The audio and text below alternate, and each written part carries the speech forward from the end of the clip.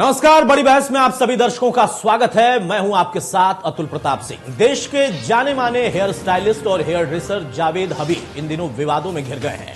अगर आप social media पर एक्टिव हैं तो इन दिनों जावेद हबीब का एक वीडियो आपने जरूर देखा होगा, जिसमें वो एक बाल काटने के शो के दौरान एक महिला के सिर पर थूकते हुए नजर आए। हालांकि महिला की आपत्ति और आलोचना के बाद जावेद हबीब ने अपनी हरकत के लिए माफी तो मांग ली, लेकिन इससे उनकी इमेज पर काफी खासा बुरा प्रभाव पड़ा है। दरअसल 3 जनवरी को बिहार के मुजफ्फरनगर के किंग विला में एक सेमिनार का आयोजन किया गया था। इसमें जावेद हबीब भी शामिल हुए थे और उसी दौरान का यह वाकया है जब उन्होंने इस तरीके का कृत्य किया। सवाल इस बात का कि आखिर ऐसी हरकत करने की मंशा उनकी क्या थी। सेमिनार में हेयर ड्रेसर के तौर पर वो मौजूद थे, लेकिन वहां हेयर कटिंग के बारे में बताया जा रहा था। इसी दौरान जो सेमिनार को अटेंड करने वाले थे, ज्यादातर वो लोग वो ब्यूटी पार्लर चलाना चाहते थे और उन्हीं को सिखाने के लिए जावेद हबीब वहां पर पहुंचे। लेकिन महिला के सिर पर जब उन्होंने थूका, उसके बाद ये डेमो दिखाया तो आपत्ति करने के बाद माफी तो मांगी, लेकिन अब उनके खिलाफ FIR भी हो गई है, गिरफ्तारी की मांग भी हो गई।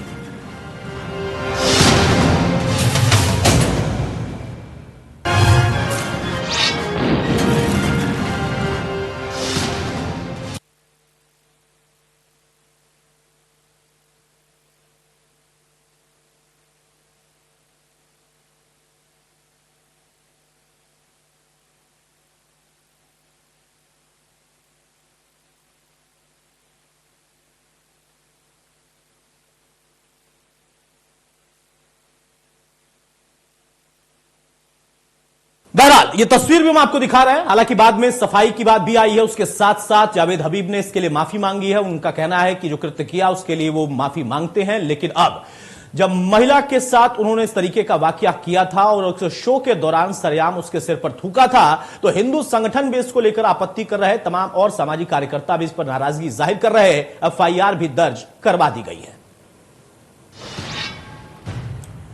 अब इस मामले में विवाद बढ़ने के बाद पीड़ित महिला और जावेद हबीब का क्या कहना है, क्या उनका तर्क है, जरा वो भी सुनिए।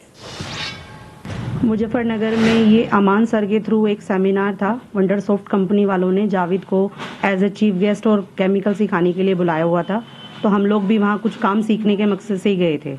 ये था किंग विला, एक होटल है, वहाँ पर था ये प्रोग्राम। और प्रोग्राम वहाँ 10:30 से स्टार्ट था। हम लोग सब ये प्रोग्राम अटेंड कर रहे थे। मेरे साथ 4-5 मेरे स्टूडेंट भी गए थे।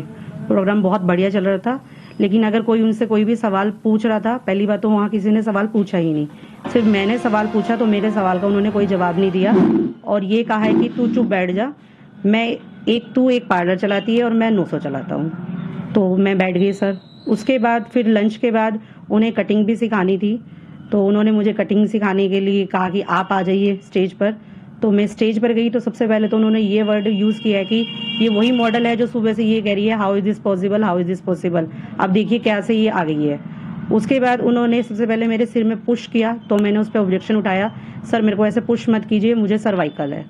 देन उन्होंने जब स्टार्ट की कटिंग तो उन्होंने मेरे सिर में 2 बार थूक दिया और थूकते ही ये बोला है कि अगर तुम्हारे पार्लर में पानी की कमी हो तो आप कस्टमर के जो बाल हैं थूक कर भी काट सकते हैं और मेरे थूक में कितना दम है ये देखो।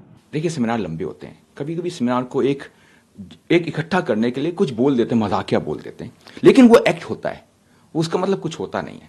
तो अगर कुछ लोगों को शायद इससे हर्ट हुआ है, एक ही वर्ड बोलूंगा, माफी चाहता हूँ, दिल से माफी चाहता हूँ। बट ये सिर्फ एक पढ़ाने का एक जरिया था, लेकिन वो मजाकिया था सिर्फ। लेकिन अभी एक वर्ड बोलता हूं, मैंने ऐसा कुछ किया नहीं था, वो एक एक्ट था। क्योंकि 6 घंटे 7 घंटे जब आप पढ़ा रहे हैं, आप कितनी हेयर ड्रेसिंग की बातें करेंगे, उसके अंदर कुछ डालना पड़ता है। तो प्लीज़ बट अगर हर्ट हुआ है, माफ़ी चाहता हूँ और दिल से चाहता हूँ। बहरहाल तो पूजा गुप्ता को भी आपने सुना जो कि पीड़िता है, लेकिन उसके साथ साथ आपने अजीब सा तर्क, जिसको हम तर्क नहीं कह सकते बल्कि उसको कुतर्क की श्रेणी में आप रखेंगे, वो कुतर्क कर रहे थे जावेद हबीब। माफी मांग रहे हैं, कह रहे हैं दिल से माफी मांग रहा, लेकिन उसके बावजूद जो उनके तर्क थे, जो उनके हिसाब से उनके दिए हुए तर्क हैं, वो गले से नीचे नहीं उतर सकते। कि 7-8 घंटे अगर सेमिनार चलता है तो आप उसमें कुछ अभद्र भाषा का इस्तेमाल करेंगे या फिर आप किसी के सिर पर थूक देंगे और उसका मजाक उड़ाएंगे कि तुम सिर्फ एक ब्यूटी पार्लर चलाती हो, मैं लोफर चलाता हूं। तो ये सारी चीजें मंशा पर सवाल खड़े करती हैं। हमारे साथ कुछ खास मेहमान जुड़ चुके हैं। रंजना सिंह है हमारे साथ, सामाजिक कार्यकर्ता, बहुत स्वागत है रंजना आपका। ताहिरा हसन है सामाजिक कार्यकर्ता, बहुत स्वागत है ताहिरा आपका। ताहिरा, मैं शुरुआत आपसे ही कर रहा हूं। क्या आपको जावेद हबीब का माफीनामा लगता है कि दिल से है, और उसके साथ जो वो तर्क दे रहे थे, मुझे तो लगता है वो कुतर्क है? नहीं, दिल से जो आप कह रहे हैं माफीनामा है, ये कोई माफी का वही नहीं है। दिल से हो या जिगर से हो, किसी से भी कर रहे हो, एक महिला के साथ उन्होंने ये है ना, ये पेट्रियार्की में ये पुरुष प्रधान समाज की जो एक सोच होती है कॉम्पिटिटिव समझने की, कि वो थकान हो रही है तो उसमें वो थोड़ा सा चटपटा बना रहे थे कि बड़ा लंबा सेमिनार हो गया तो लोग थक गए थे, तो उन्होंने क्या किया कि महिला के सर पे थूक दिया।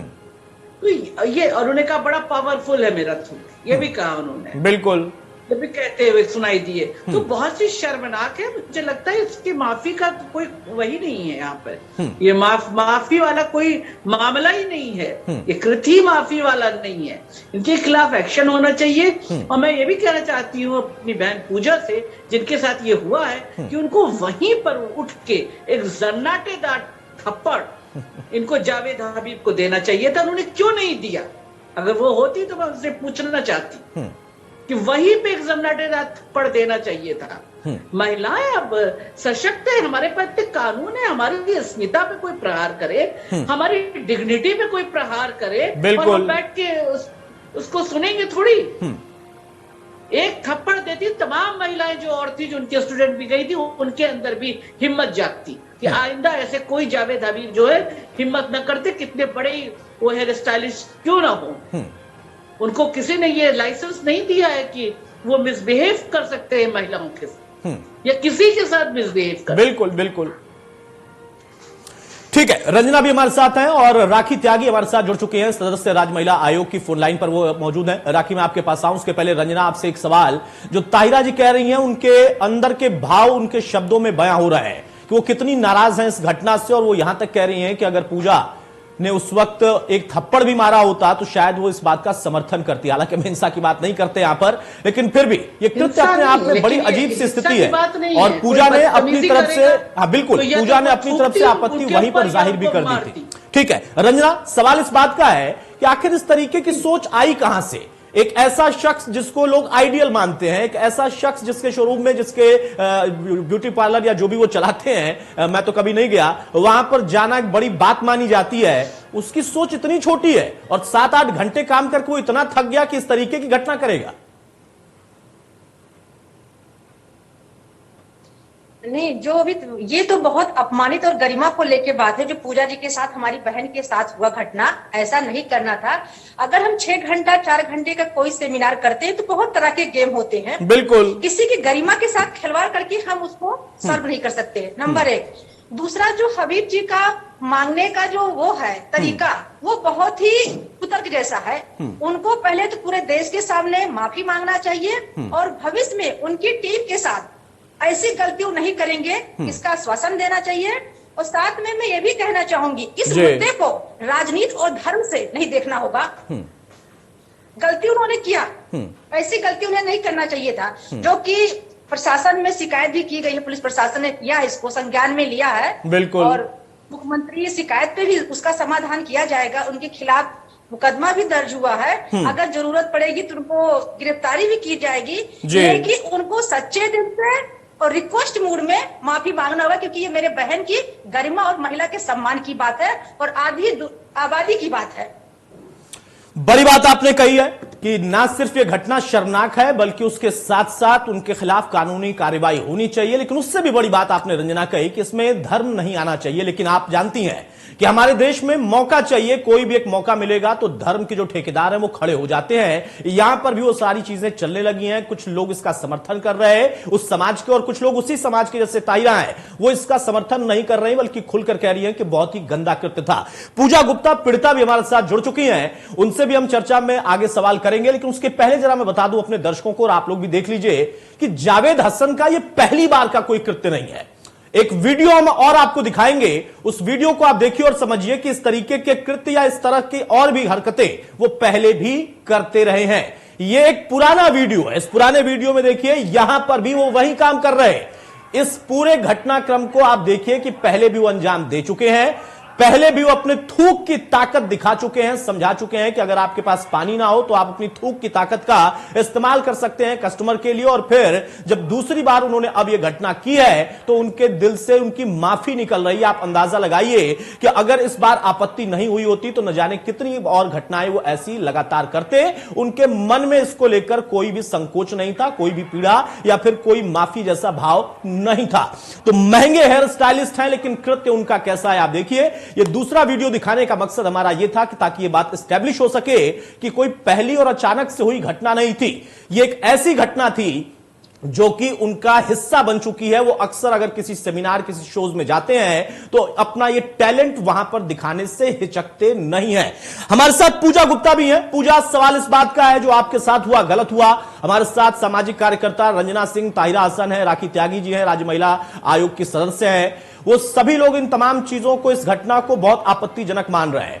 लेकिन असल में हुआ क्या था, मैं फिर से आपसे जानना चाहता हूं अपने दर्शकों के लिए, क्योंकि आपकी प्रतिक्रिया जो मैंने सुनी कि जब से आपने शो अटेंड किया तब से ही उनका व्यवहार भी गलत था और फिर उसके बाद उन्होंने इस घटना को भी अंजाम दिया। पूजा, मेरी आवाज आप तक जा रही है? हाँ जी सर। मेरा सवाल सुन लिया आपने? हाँ जी सर। जी बोलिए, क्या हुआ था उस दिन, एक बार फिर से बताइए। सर, प्रोग्राम में जो वो केमिकल का काम सिखाते हैं वो सिखा रहे थे जी। तो उसी समय जो वो केमिकल का जो काम सिखा रहे थे वो मेरे समझ से बाहर था। तो उससे संबंधित मैंने एक सवाल पूछा तो उन्होंने मेरे सवाल का कोई जवाब नहीं दिया और ये कहा है कि ये काम 5 मिनट में हो सकता है। ठीक है।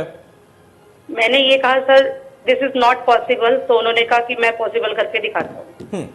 तो फिर उन्होंने मुझे ये कहा है कि तू बैठ जा, तू बैठ जा, तू बैठ जा। तो एक सैलून चलाती है और मैं 900 चलाता हूँ। फिर मैं बैठ गई सर, क्योंकि मैं तो फर्स्ट टाइम ही उनसे मिली थी, मैं तो बैठ गई। फिर उसके बाद उन्होंने कटिंग सिखानी थी तो उन्होंने पूरी पब्लिक में से बोला कि कोई भी कटिंग कराने के लिए आ सकता है। तो सर मैंने अपना हाथ खड़ा किया और मैंने हाथ खड़ा किया तो उन्होंने मुझे कहा कि ठीक है आप आ जाइए। तो जैसे ही मैं स्टेज पर गई सर, सबसे पहले उन्होंने ये वर्ड यूज किया कि ये वही है जो सुबह से ये कह रही है how is this possible, how is this possible. ठीक है। फिर भी सर मैंने सोचा शायद ऐसा ही होता होगा, क्योंकि मैं तो पहली बार ही मिली थी। मैं चेयर पर बैठी तो चेयर पर बैठने के बाद उन्होंने मतलब जो प्रतिक्रिया की है वो आप सभी ने वीडियो में देखा ही है। बिल्कुल बिल्कुल। मतलब ये बोला है उन्होंने कि सिखाते हुए ये टेक्निक बताई है कि अगर आपके पास पार्लर में पानी की कमी हो तो आप थूक के भी कटिंग कर सकते हो और मेरे थूक में दम है। तो बस इसके बाद तुरंत सर मैंने कटिंग शीट जो उन्होंने मेरे बांधी हुई थी वो मैंने रिमूव कर दी और मेरे को समझ में नहीं आया कि मैं क्या करूं, ये मेरे साथ क्या हो गया। आपने उस वक्त आपत्ति की थी कि आपने ऐसा क्यों किया, या बाकी जो और लोग वहां पर थे, जो लोग सीखने के लिए गए थे, उस सेमिनार को, शो को अटेंड कर रहे थे, उन लोगों ने भी आपत्ति की? सर किसी ने कोई आपत्ति नहीं की है। मैंने वीडियो में आपने अगर देखा हो तो मैंने एक आपत्ति की है, ऑब्जेक्शन उठाया है। उन्होंने मेरे सिर पे इतनी जोर से पुश किया तो मैंने उनको बोला कि सर मैं टॉलरेट नहीं कर सकती क्योंकि मुझे सर्वाइकल है। और उसके बाद फिर उन्होंने सर मेरे बालों में 2 बार थूक दिया। उसके बाद मैंने कटिंग तो कराई नहीं और मैं नीचे आ गई। जैसे ही मैं नीचे उतरी तो मैंने ये पूछा उनसे, जो लोग हंस रहे थे, कि अगर मैं तुम्हारे मुंह पे थूक के अगर फेशियल करूं तो क्या तुम लोग करा लोगे, जो तुम लोग यहाँ सब हंस रहे हो। तो उन्होंने उधर सबने ये देखा कि वे सब चुप हो गए एकदम से। फिर उसके बाद सर हम वहां से निकल गए क्योंकि मेरे साथ। ठीक है पूजा, हमारे साथ आप बने रहिए, हमारे साथ बने रहिए। राखी त्यागी जी हमारे साथ हैं, सदस्य राज्य महिला आयोग की। राखी जी, सवाल इस बात का है कि ये व्यक्ति जिसका इतना बड़ा कद हो, जिससे लोग सीखने के लिए जाते हो, वो इस तरीके से भाव के साथ या फिर इस तरीके का एक्ट अगर करता है और फिर उसके बाद कुतर्क करता है कि माफी तो मैं मांगता हूं लेकिन असल में मेरी इंटेंशन ऐसी नहीं थी, जबकि ये कोई पहली बार की घटना नहीं है, इसके पहले भी वो अपना टैलेंट दिखा चुके हैं, अपने थूक की ताकत दिखा चुके हैं। क्या वाकई सिर्फ माफीनामे से काम चल जाएगा इनका? राखी त्यागी जी, चलिए शायद हमारे साथ अभी उनका संपर्क नहीं है, लेकिन ताहिरा जी मैं आपसे जानना चाहूंगा, जो आपने पूजा को सुना, पूजा हमारे साथ फोन लाइन पर मौजूद हैं, आप पहले कह भी रही थी कि आप खुद भी उनसे कुछ पूछना चाहती हैं। उन्होंने अपनी तरफ से आपत्ति की, लेकिन यहां पर 2 पहलू हैं, एक तरफ एक व्यक्ति का एक्ट और दूसरी तरफ की वहां बैठी हुई तमाम और महिलाएं जो कि उस कृत्य पर हंस रही थी, उनके लिए वो आपत्तिजनक नहीं था। यह भी अपने आप में बहुत निंदनीय है। बिल्कुल, देखिए वो मैंने कहा ना कि वो महिलाओं को मैं मतलब अफसोस क्या मैं कहूंगी, दे आर मेंटली सिक। अगर किसी महिला के सर पे थूका जा रहा है और वो महिला फौरन रिएक्ट नहीं कर पा रही है, अक्सर होता है, बिल्कुल एक्टिविस्ट हम लोग तो रिएक्ट कर गए होते है ना, चाहे कोई हो, लेकिन नहीं कर पा रही है तो लोगों को उसके साथ खड़े होना चाहिए था। वो आपकी बहन है, ये महिला अस्मिता का सवाल है, डिग्निटी का सवाल है। वो सिर्फ पूजा के सर पे नहीं थूका गया, ये सोचना चाहिए था ये सबके सर पे थूका जा रहा है और उसको तुरंत वही खड़े होकर उसका विरोध करना चाहिए था। मुझे लगता है ये जरूरी था। इतने कानून हम लोग इतना संघर्ष के बाद बनवा चुके हैं। सोचिए, एक लंबा संघर्ष का टाइम है, 24 साल मुझे हो गए महिलाओं की उस पर काम करते। इतने संघर्ष के बाद, इतने मजबूत कानून बनने के बाद भी अगर किसी महिला के सर पे थूका जाता है, उसके साथ अभद्रता की जाती है, उसकी डिग्निटी पे असॉल्ट किया जाता है और दूसरी बहनें हमारी बैठ के हंसती रहती हैं और खड़ी नहीं होती हैं, तो ये तो बहुत ही शर्मनाक बात है हमारे लिए। ये समाज कहां जा रहा है? उनको सबको खड़े हो जाना चाहिए था, उसका विरोध करना चाहिए था। आखिर ये पूजा अकेले क्यों छोड़ दी गई, मेरा ये सवाल है। जो अभी मैं बिल्कुल सही बात है कि अगर पूजा ने अपना विरोध हल्का जाहिर भी किया, उस समय रिएक्ट नहीं कर पाई, तो भी देखिए कि वो किस तरीके से उनके साथ लोग व्यवहार कर रहे थे। उन्होंने तर्क भी दिया कि अगर मैं आपके मुंह पर थूक कर फेशियल करूं तो आपको अच्छा लगेगा। फिर कहूंगी कि उन्हें उनको ठीक से लगा देना चाहिए था एक चाटा। उस बात के लिए महिला अस्मिता पर प्रहार करने की किसी की हिम्मत नहीं होनी चाहिए। He can't get away after committing this heinous crime. I will call it a heinous crime. Justice Verma committee हमने बनवाई थी संघर्ष, बिल्कुल बिल्कुल हम महिलाओं ने बनवाई थी, हमने उसमें इनपुट दिए थे, सारी महिला एक्टिविस्ट थे और तब इतना मजबूत कानून बना था, उसमें देखने तक की तरीके के ऊपर सजा का प्राविधान है। और ये थूकने पे नहीं है क्या? ये तो बड़े मतलब राखी त्यागी जी भी हमारे साथ जुड़ गई हैं। तायरा जी, मैं आपके पास लौटूंगा। तायरा जी, मैं आपके पास आऊंगा। राखी त्यागी एक बार फिर से हमारे साथ जुड़ चुकी हैं, राज्य महिला आयोग के सदस्य। राखी जी, बहुत स्वागत है आपका। सवाल इस बात का है कि पीड़िता पूजा अभी हमारे साथ जुड़ी हैं, वो भी कह रही हैं कि ना सिर्फ उनके साथ ऐसी घटना हुई, बल्कि वहां पर जब वो नीचे उतरी तो लोग हंसते हुए दिखाई दिए, वो भी महिलाएं ही थी। जावेद हबीब जैसे लोग, जिनका इतना बड़ा नाम है, स्टेटस है, जिनको इस बात का घमंड है कि उनके 200 सलून चलते हैं, एक ब्यूटी पार्लर चलाने वाली क्या उनके सामने हैसियत रखती है, वो टैलेंट दिखा रहे थे थूकने की अपने, और ये कोई पहली बार नहीं किया उन्होंने।